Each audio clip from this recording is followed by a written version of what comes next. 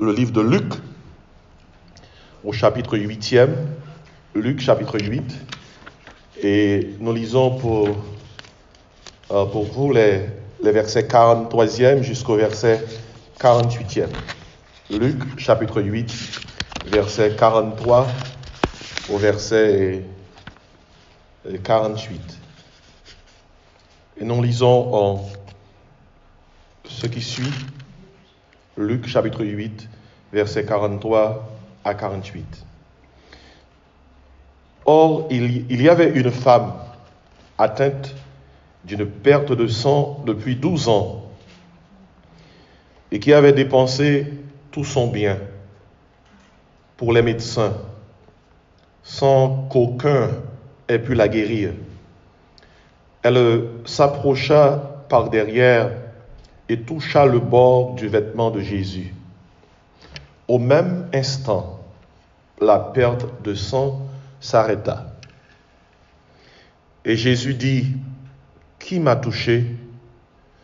Comme tous s'en défendaient, Pierre et ceux qui étaient avec lui dirent, « Maître, la foule t'entoure et te presse, et tu dis, « Qui m'a touché ?»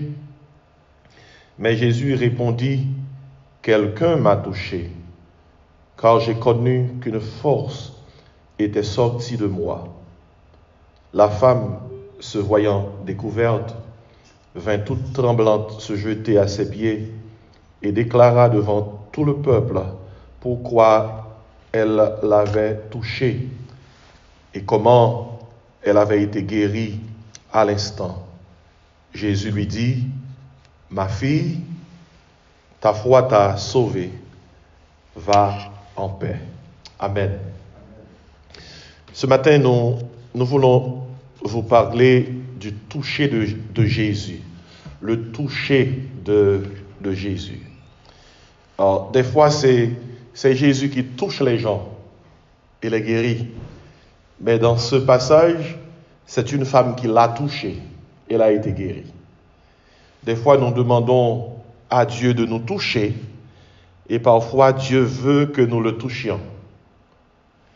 Dans ce cas, et je le répète, c'est la femme qui a touché Jésus.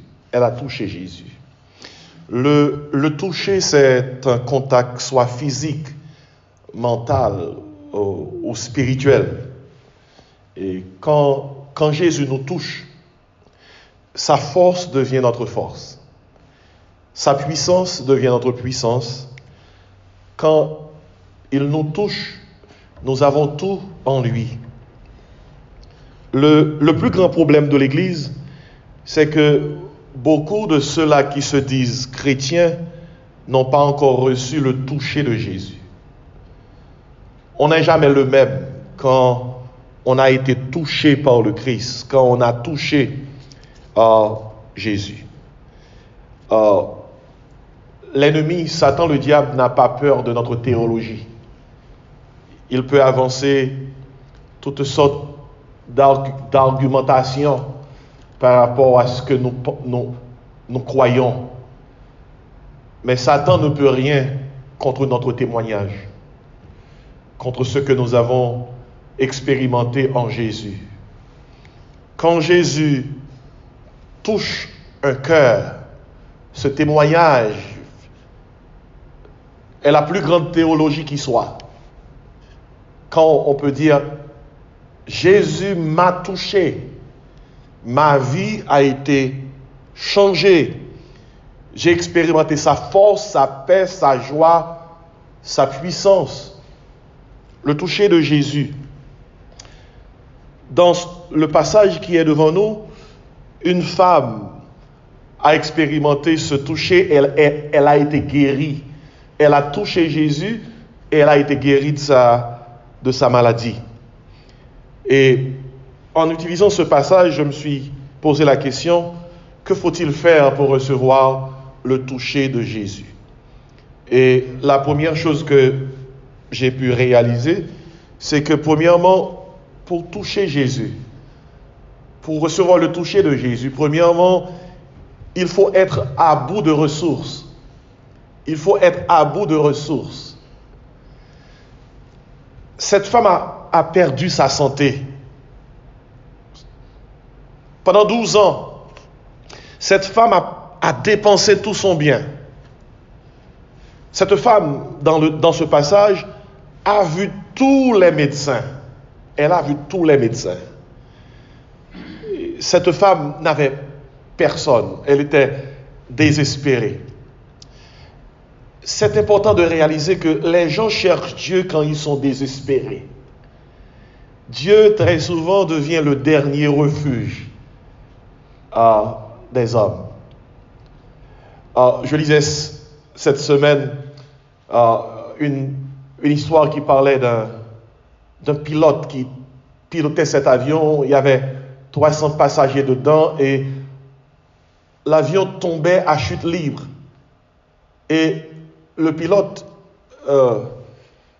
par l'entremise des hôtesses de l'air, a fait savoir à ceux-là qui étaient dans l'avion, je ne peux rien faire en ce moment présent, je n'ai aucun contrôle de l'appareil, c'est le moment de prier.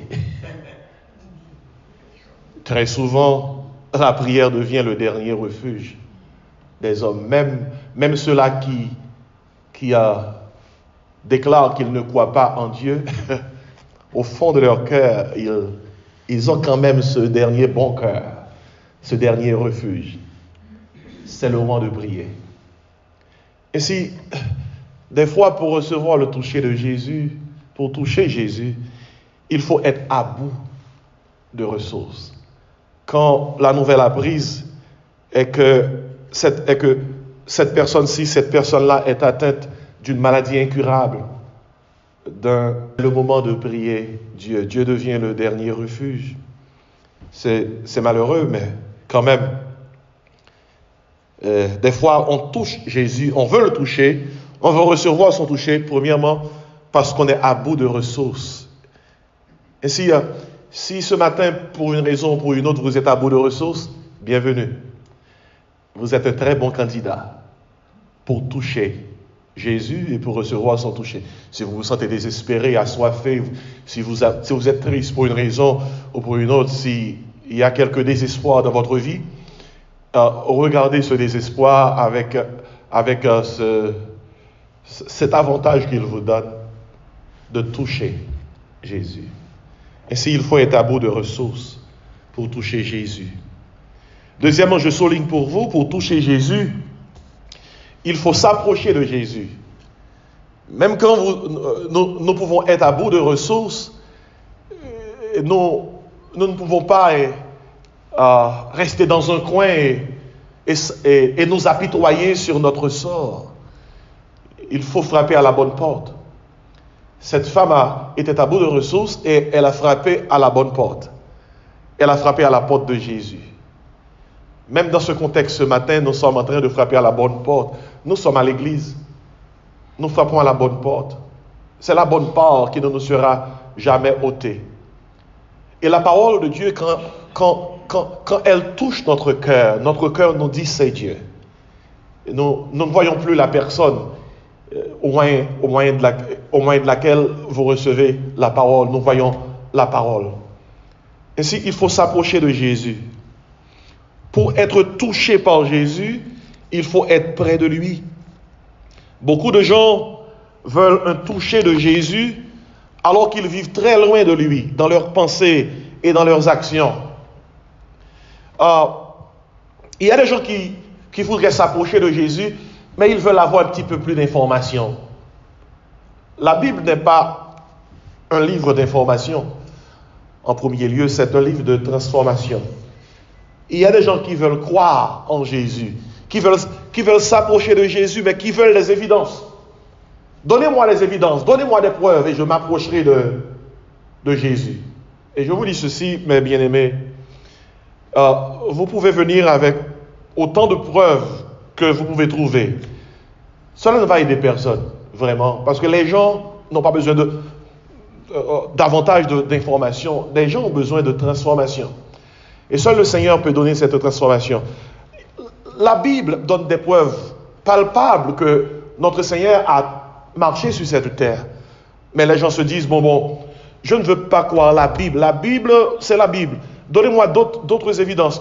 Même quand vous auriez pris le temps de leur donner d'autres évidences, ceux-là qui ne veulent pas croire ne vont pas croire. Par exemple, s'il y a des gens qui pensent que donne-moi beaucoup plus d'informations sur Jésus et je croirai en Jésus, je peux leur dire que je peux passer en dehors de la Bible et vous prouver que Jésus-Christ a marché sur cette terre. Mais cela ne va pas aider. Je vous donne un exemple. Les historiens non chrétiens du 1er siècle ont fait mention de Christ. Ils ont fait mention de la chrétienté, bien que ces mentions étaient peu. À l'aube de l'ère chrétienne, la Rome païenne faisait peu d'attention aux chrétiens qu'ils considéraient une autre secte du judaïsme. Il y a cet historien juif nommé Flavius. Flavius Joseph, cet historien juif, était attaché à la cour royale de l'Empire romain en l'an 70. Il était très réticent à attirer l'attention sur ce groupe minoritaire que formaient les chrétiens, qui vénéraient un autre roi. Et ce qui pouvait être mal interprété par l'empereur comme une opposition juive à son empire. Il existe toutefois plusieurs évidences historiques très fiables sur Jésus-Christ. Par exemple, Joséphus, cet historien juif, dans ses antiquités, c'est son œuvre, il parle des miracles de Christ. Il parle de sa sentence entre les mains de Pilate. Il parle de sa résurrection. Dans une brochure, non, maintenant on fait de l'histoire, dans une brochure, Joséphus rapporte l'heure, il rapporte les conditions dans lesquelles le Christ fut mis à mort. Je vous fais encore de l'histoire pour ceux-là qui ont besoin de l'histoire. Pline, vous qui aimez l'histoire, il était gouverneur de Bithynie, une province romaine. Dans une lettre adressée à l'empereur en l'an 110, Pline rapporte que les chrétiens prenaient l'habitude de se réunir avant la fin de la journée et chantaient les hymnes à Christ comme à un Dieu. Ça c'est Pline. Tacite, il est le plus fameux des historiens de la Rome impériale. Et Suétone, le secrétaire privé de l'empereur Adrien, il a fait une référence directe aux chrétiens dans son œuvre. Et si nous consultons l'histoire, même en dehors de la Bible, nous avons des évidences objectives, des preuves extra-bibliques de l'historicité de Jésus-Christ et de la foi chrétienne. Maintenant, je vous ai dit tout cela pour vous aider à comprendre ceci. Même quand vous auriez pris le temps de donner toutes ces informations historiques à ceux-là qui doutent de la foi chrétienne, cela ne va pas les aider. Ceux-là qui ne veulent pas croire ne croiront jamais. Ceux-là qui disent, je veux m'approcher de Jésus, mais il me faut beaucoup plus d'informations. Je vous dis ceci. Vous êtes en train de noyer et une personne est venue vous sauver, vous n'allez pas dire à cette personne, attendez, puis-je consulter votre doctorat en natation? Puis-je voir votre maîtrise en natation? Et depuis combien de temps sauvez-vous des gens qui étaient en train de noyer? Écoutez, quand vous êtes en train de noyer, vous ne posez pas de questions. Vous dites, au secours! Aidez-moi! Sauvez-moi! Je vous dis ceci. Ceux-là qui posent des questions, ceux-là qui interrogent la Bible, qui veulent avoir des informations, ils ne se sentent pas encore perdus.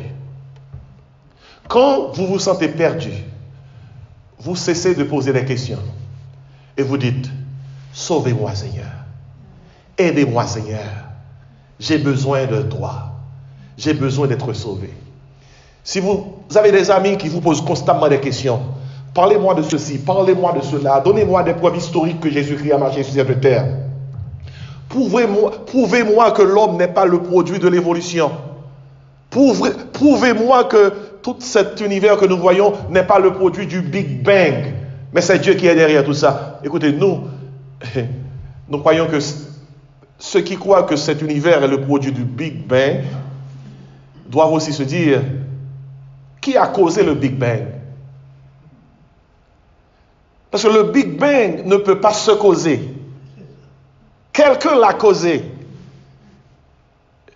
On doit définitivement aboutir à Dieu. Parce que Dieu est la seule cause qui n'a pas été causée. Au commencement, Dieu.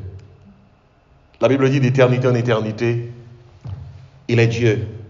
Voilà pourquoi, même quand nous avons des informations sur Dieu, nous nous reposons sur la puissance du Saint-Esprit pour convaincre les cœurs. Parce que l'évangile n'est pas une puissance d'information, l'évangile est une puissance de transformation. Ainsi, pour recevoir le toucher de Jésus, premièrement, il faut être à bout de ressources. Deuxièmement, il faut s'approcher de Jésus. Hébreux 4, verset 16. Approchons-nous avec assurance du trône de la grâce. Hébreux 10, verset 22. Approchons-nous avec un cœur sincère. 1 Pierre 2, verset 4. Approchez-vous de lui, pierre vivante. Jacques 4, verset 8. Approchez-vous de Dieu et il s'approchera de vous. La Bible parle beaucoup de s'approcher de Dieu. Éphésiens 3, verset 12. Nous avons la liberté de nous approcher de Dieu. Hébreux 11, verset 6. Sans la foi, il est impossible de lui être agréable. Il faut que celui qui s'approche de Dieu croit que Dieu existe et qu'il est le rémunérateur de ceux qui le cherchent. Maintenant, on peut se dire, je veux bien m'approcher de Jésus, mais comment le faire? La Bible nous dit, on s'approche de Jésus par la prière.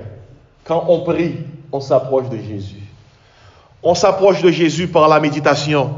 Quand on ouvre la parole de Dieu et qu'on la médite, on s'approche de Jésus. On s'approche de Jésus quand on vient à l'église. Parce que c'est Jésus qui a dit, là où 2 ou 3 sont assemblés en mon nom, je suis au milieu d'eux. On s'approche de Jésus par la foi. Par la foi. La foi est une ferme assurance. On croit qu'il est là. On croit qu'il est présent. On croit qu'il est au milieu de nous. Ainsi, pour recevoir le toucher de Jésus, pour toucher Jésus, premièrement, il faut être à bout de ressources. Deuxièmement, il faut s'approcher de Jésus. Troisièmement, il faut vaincre la foule. Il faut vaincre la foule. Il faut vaincre la foule. Cela veut dire, dans notre cas, il faut vaincre tous les obstacles possibles. Cette femme a bravé la foule pour toucher Jésus. Vous vous rappelez de Zachée?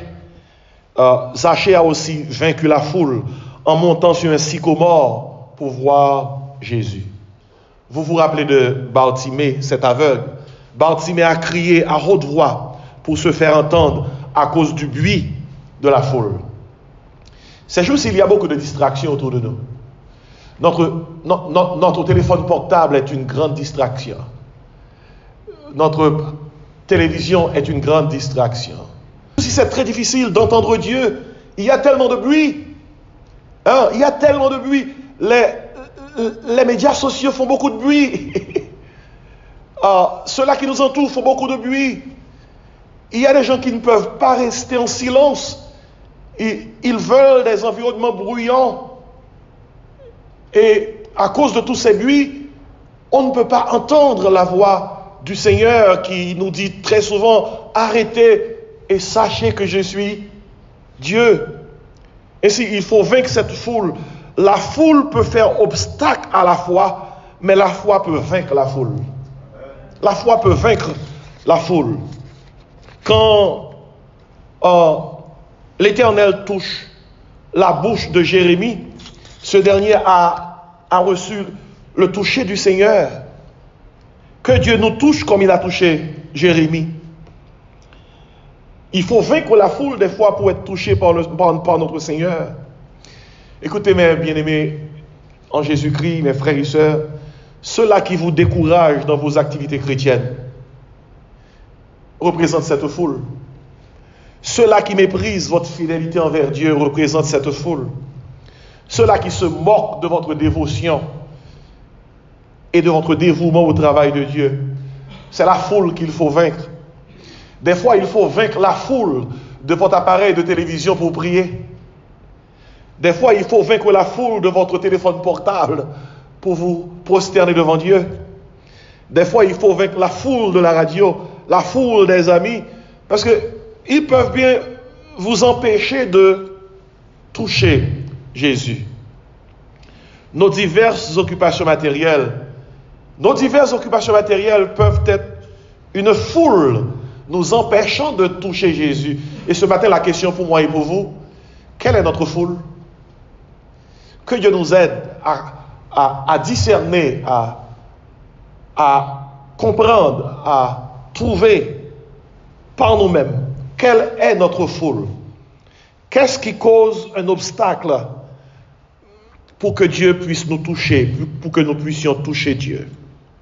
Et si cette femme a pu vaincre la foule, elle est sortie avec une décision stable et solide. Je veux toucher Jésus. Ainsi, pour toucher Jésus, il faut être à bout de ressources, il faut s'approcher de Jésus, il faut vaincre la foule, et finalement, après avoir franchi toutes ces étapes, le moment est arrivé de passer à la dernière étape. Il faut toucher Jésus. Des fois, c'est lui qui nous touche, des fois, c'est nous qui devons le toucher. Cette femme a touché. Elle a touché à la source de la toute-puissance de Jésus. En lisant le passage, Jésus répondit, « Quelqu'un m'a touché. » Et il est dit au verset 46e, « J'ai connu qu'une force était sortie de moi. » Quand on touche Jésus, on touche à la source de sa toute-puissance. La foule entourait et pressait Jésus, mais une seule femme l'a touché. Si la foule qui venait à l'église désirait vraiment toucher Jésus, le visage même de l'église changerait. Il ne suffit pas de remplir tous les bancs au point de ne pas avoir de place pour asseoir les gens. Ce qui importe, c'est de toucher Jésus. On n'a pas été à l'église tant qu'on n'a pas touché Jésus. On n'a pas été à l'église tant que nous n'avons pas reçu le toucher de Jésus.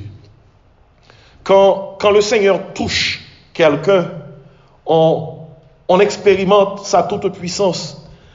Quand le Seigneur a touché les lèvres d'Ésaïe, en Ésaïe chapitre 6, verset 7, ce dernier a été purifié. Quand l'Éternel a touché la bouche de Jérémie, ce serviteur qu'il a appelé, ce dernier a reçu un message à donner. Jérémie 1er, verset 9. Quand Jésus a touché la belle-mère de Pierre, qui était fébrile, la fièvre la quitta. Matthieu 8, verset 15. Quand cette femme dans ce passage qui avait cette perte de sang, touche à Jésus, elle fut guérie. Et si nous ne voulons plus avoir davantage d'informations sur Dieu, quand nous venons à l'église, nous voulons être touchés. C'est important d'être touché par Jésus. Nous voulons le toucher, ou bien nous voulons être touchés par lui. C'est ce qui compte le plus. Luc 6, verset 19 nous dit, toute la foule cherchait à le toucher. Cela fait référence à Jésus, parce qu'une force sortait de lui et les guérissait tous. Matthieu 14, verset 34-36, se référant encore à Jésus. Tous ceux qui le touchèrent furent guéris. Il y a trop de théologie dans nos églises. Il y a assez de théologie dans les coins de nos églises.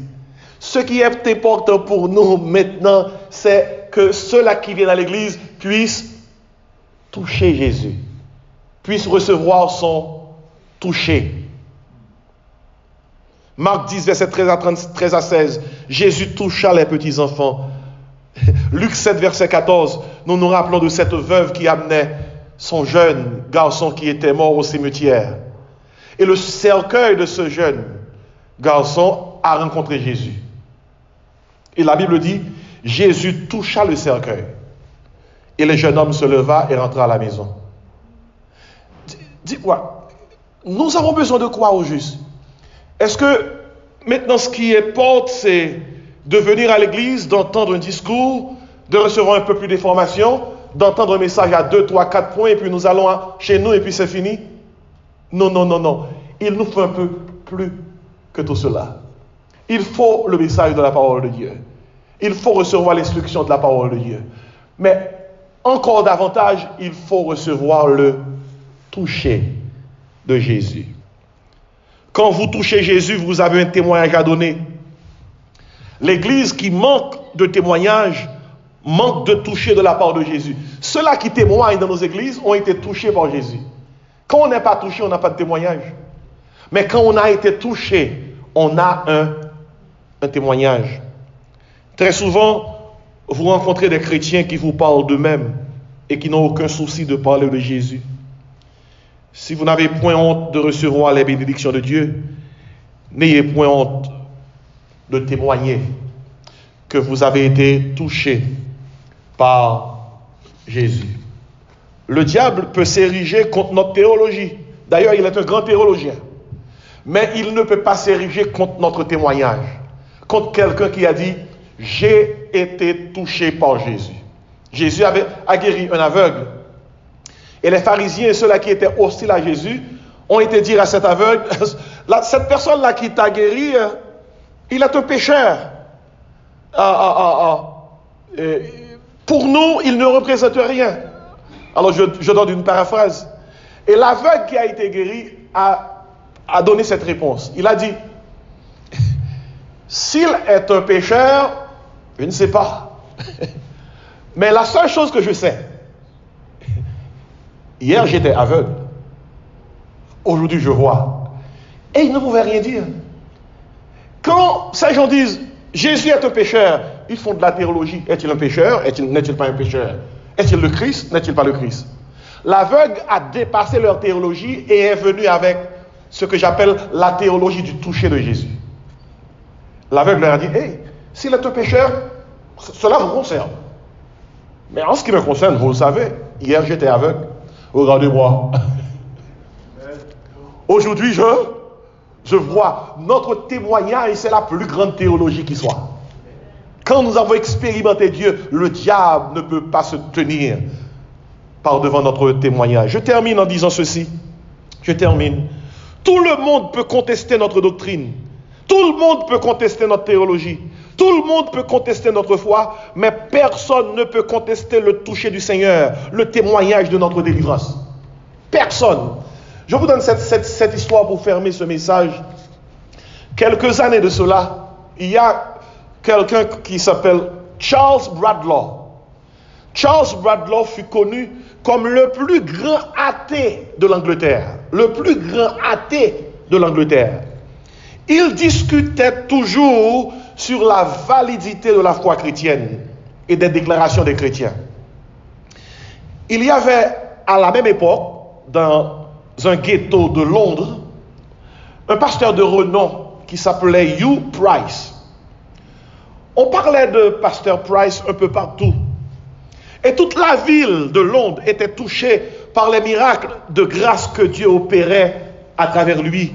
Car les messages prêchés par pasteur Price changeaient les vies. Un jour, Charles Bradlaugh, cet athée de renom, l'athée invita le pasteur Price à un débat et lui lança un grand défi pour discuter de la validité du christianisme. Toute la ville de Londres était intéressée par ce débat, par ce grand défi. Le pasteur Price, ce pasteur chrétien, accepta l'invitation immédiatement dans une lettre et ajouta ce qui suit à M. Bradlaugh. Et je lis. Cher M. Bradlaugh, le pasteur écrit, vous et moi savons très bien qu'un homme convaincu contre sa volonté restera toujours avec la même opinion.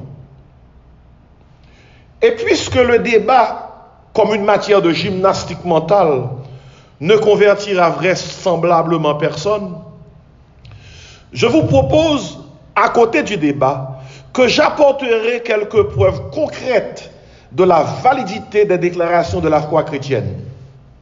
Le pasteur Price continue. Je me ferai accompagner de 100 hommes et femmes que le Seigneur Jésus a sauvés de leurs péchés et de leur honte par l'influence du christianisme. Je vous demande d'amener avec vous 100 hommes et femmes que l'athéisme a sauvés de leurs péchés et de leur honte. Monsieur Bradlaugh, le pasteur continue à écrire, si vous ne pouvez pas amener 100 personnes, je vous mets en défi d'amener 80 personnes qui ont été délivrées de leur honte, de leur angoisse, de leur tourment et de leurs péchés, grâce à l'athéisme.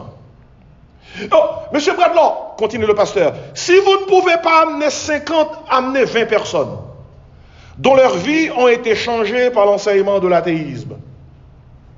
Monsieur Bradlaugh, continue le pasteur, je vais amener 100 personnes avec moi qui vont témoigner de leur joie et de leur satisfaction d'avoir rencontré Jésus. Je vous défie d'amener 15 personnes. Oh, Monsieur Bradlaugh, vous pouvez amener 10 personnes. Ok, Monsieur Bradlaugh, vous pouvez amener 5 personnes. Ok, Monsieur Bradlaugh, vous pouvez amener une seule personne, pouvant témoigner de leur joie quand ils ont reçu l'enseignement de l'athéisme. Monsieur Bradlaugh, finalement, le pasteur conclut, les 100 hommes et femmes rachetés du Seigneur que je vais amener avec moi sont prêts à témoigner de la puissance salvatrice de Christ dans leur vie. Ce Christ qui les a rachetés de l'esclavage, du péché et de la honte, ce sera la vraie preuve des déclarations de la foi chrétienne. Enfin, conclut le pasteur, si vous ne pouvez pas amener 100 personnes, amenez une seule. Et j'amènerai 100. C'est la seule condition pour que je réponde à votre défi. Toute la ville de Londres, c'est une histoire vraie, toute la ville de Londres attendait la réponse de Bradlaugh, cet athée de renom. Finalement, Bradlaugh annula le défi publiquement. Avec beaucoup de chagrin, il annula le débat tant voulu, ne pouvant trouver même une personne pour l'accompagner. Et toute la ville de Londres se moquait de lui. Et il fut un objet de rire. Vous savez, quelqu'un peut s'ériger contre notre théologie, mais personne ne peut s'ériger contre notre témoignage quand nous avons reçu le toucher de Jésus. Que faut-il faire pour recevoir le toucher de Jésus? Il faut être à bout de ressources. Il faut s'approcher de Jésus. Il faut vaincre la foule. Et finalement, il faut faire quoi? Il faut toucher Jésus. Je vous invite à vous mettre debout. Nous allons par la prière toucher notre Seigneur.